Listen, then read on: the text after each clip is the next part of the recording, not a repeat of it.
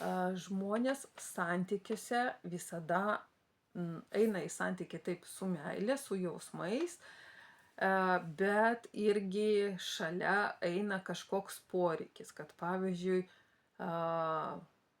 jeigu aš kaip moteris noriu santykių su vyru, tai kažkoks yra ten poreikis, kad būt, pavyzdžiui, labiau apsaugota, kad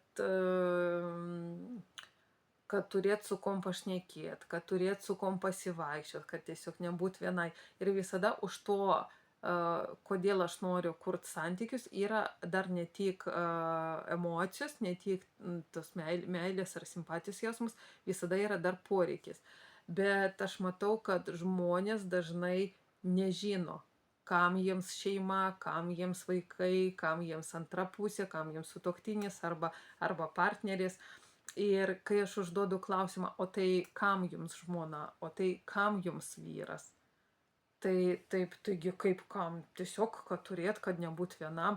Ir jie nesuvokia. O tada, jeigu jūs nežinot, kam jums reikalingas partneris, tai tada arba jūs rinksite bet ką ir jūs visada nusivilsit, arba jūs ieškosit kažkokio, būtent vis tiek pasąmonė ieškosit kažkokio to tipažo tokio savo, to antro žmogaus, ir vis tiek nusivilsit ir bus išsiskyrimas.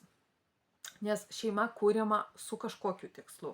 Užauginti vaikus, pastatyti namą, nupirkti būtą, bet ir dar už to, kas, nes gerai, vaikai užauginti, išeina.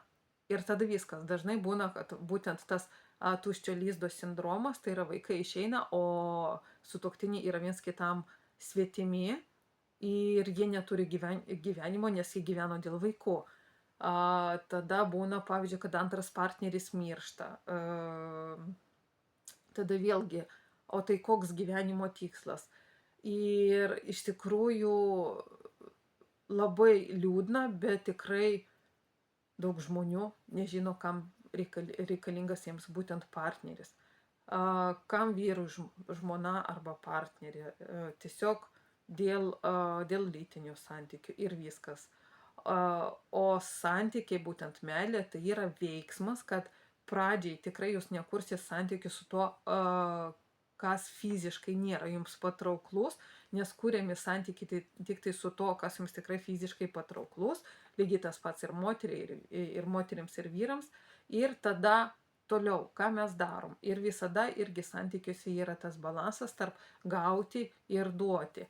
Ir pavyzdžiui, irgi per konsultacijas klausiu, tai gerai, ką tu nori gauti iš kito žmogaus, iš to partnerio, o ką tu pats nori duoti. Ir tada irgi toks disbalansas, ir tada nežino nei ką nori gauti, nei ką nori duoti, o tai aplamai, ar jūs galite ir gauti, ir duoti. Ir labai daug tokių niuansų, kad tiesiog turėt tam, kad turėt. Ir viskas. Bet kaip aš ir sakau, jeigu nėra tikslo, tai nėra ir resurso. Visų resursų nėra. Nei laiko, nei sveikatos, nei pinigų, nieko nėra. Nes jūs tiesiog neturi tikslo. Ir tada tiesiog jūs sueisit, pabūsit trumpą laiką ir išeisit.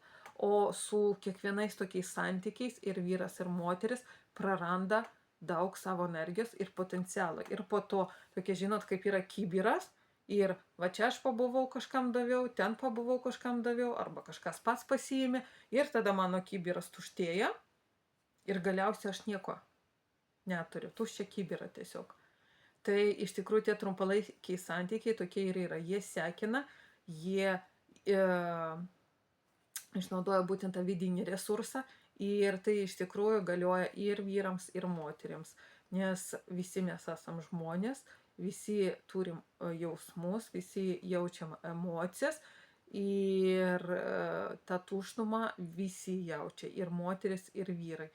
Tai čia irgi apie pagarbą sau ir kitam, ar aš turėsiu tos trumpalaikius santykius, ar visgi aš eisiu lėtai, išsiaiškinsiu, aš pasižiūrėsiu, ką aš noriu, ką kitas žmogus nori, ir ar mums tikrai yra tie sąlyčių taškai, kad ar mes tikrai galim kurti. Ir čia irgi būtina būti sąžiningam su savim ir būti sąžiningam su kitu, atviras bendravimas.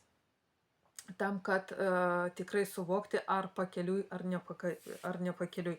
Ir jeigu žmonės iš tikrųjų, jie puikiai suvoktų save, ko aš noriu gyvenime ir atvirai pabendrautų per pirmą susitikimą, kad kaip tu matai, o ką darai, apie ką tu svajoji, kokie tavo planai, tai net per pirmą susitikimą tikrai galima būtų pamatyti, ar aš nueisiu su to žmogum toli ar nenueisiu.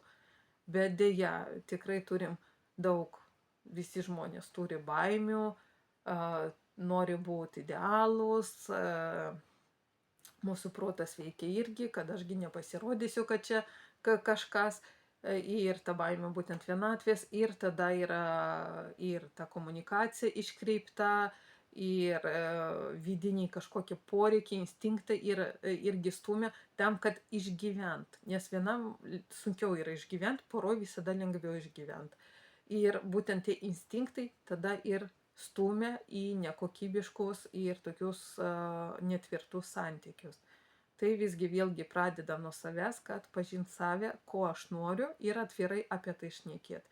Nebijoti būti kitokiam, nebijoti būti aplamai savim, nes tikrai kiekvienas yra skirtingas ir tai yra normalu, o kiekvienam yra skirtas žmogus, su kuriuo tikrai bus pakeliui.